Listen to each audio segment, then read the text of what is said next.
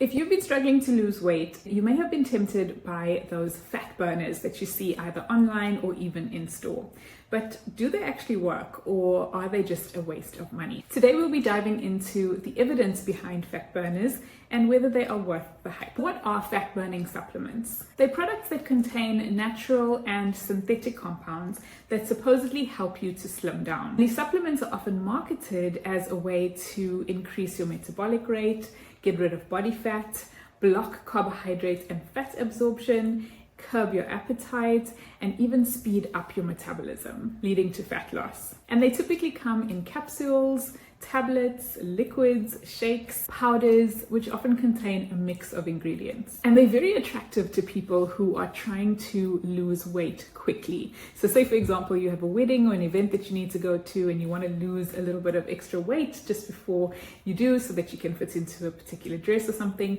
Typically, this is the reason why people reach for fat loss supplements. It's this allure of being able to lose weight really quickly. Let's look at some of the ingredients inside these fat burning supplements and how they work. Typically, they'll contain some kind of stimulant. Most commonly, caffeine anhydrous is present in most of these fat burning supplements. This particular ingredient is claimed to increase your alertness and focus, as well as boost your metabolism by releasing hormones like epinephrine and norepinephrine, or adrenaline and noradrenaline. Meta-analysis of caffeine anhydrous shows that it may help to reduce body weight, BMI, and body fat. Bitter orange, also known as synephrine, is claimed to help you burn calories, increase fat breakdown, and decrease appetite. But just note that it is present in some of the supplements that used to contain a banned stimulant known as ephedra, and it can potentially cause side effects such as anxiety and chest pain. Yohimbe is another type of stimulant, and some supplements claim that it increases weight loss,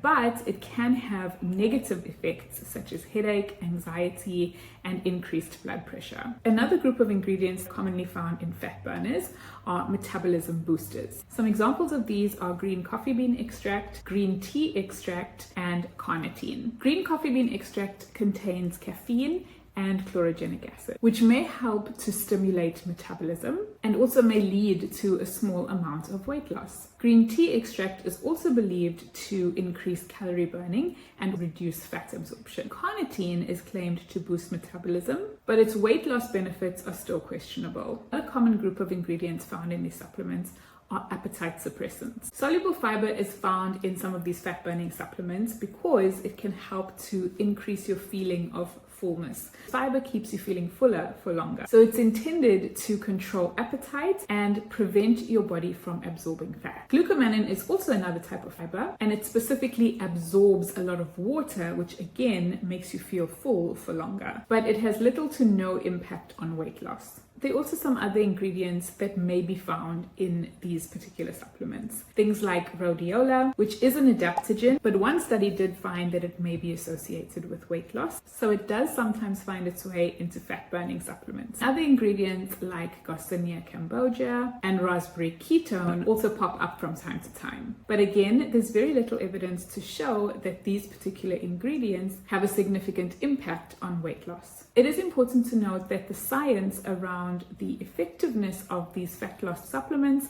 is very limited. They make very big claims, but very few of them are backed by any rigorous studies. That's because the supplement industry is not regulated in the same way as the pharmaceutical industry. Some ingredients like caffeine can have short-term and small impacts on metabolism, but typically speaking, your body acclimatizes to the changes or the stimulant effect of caffeine. You may find an initial response to these supplements, but eventually you'll end up plateauing because you'll get back to baseline. The initial effect of these supplements is often due to that stimulant effect, suppressed appetite, feeling fuller, and maybe having a little bit more mental clarity and focus. Usually that's a result of the influence of the stimulants. That's not to say that these supplements don't work at all. However, even though they may have an impact on calorie burning and appetite suppression, the problem is that they don't lead to sustainable weight loss. But also, there may actually be side effects of being on these supplements, especially for long periods of time.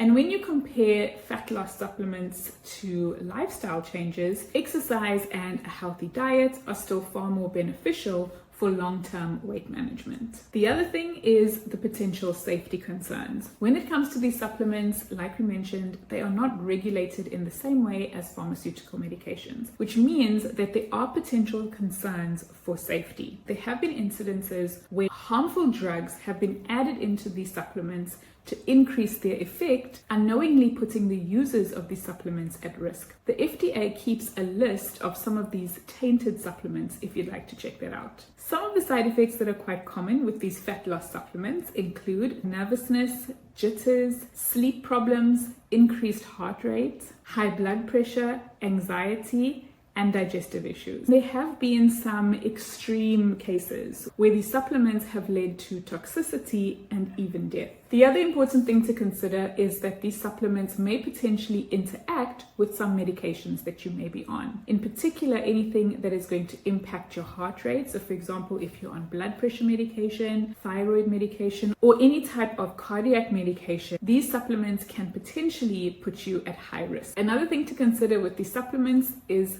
the marketing. Because they are not regulated in the same way as pharmaceuticals, the marketing can be very attractive and can really draw you in, making big promises without necessarily having to back them up. And so it's very important to approach these supplements with an extreme amount of caution. Trying to lose weight can be very challenging, and it's not only a physical journey, it's a mental one too. And so reaching out for support in the form of supplements is quite common, and it can seem like a good thing to do. But it's always important to ask yourself whether the choice you're about to make is sustainable and whether it's ultimately going to benefit you in the long run. There's little point in losing weight in the short term if it's not going to be sustainable in the long term. This is the reason why lifestyle modifications are far more beneficial and impactful in the long run. Developing habits around our diet, movement, stress management, getting good sleep, getting rid of any potential toxins in our lifestyle that may be preventing us from losing weight,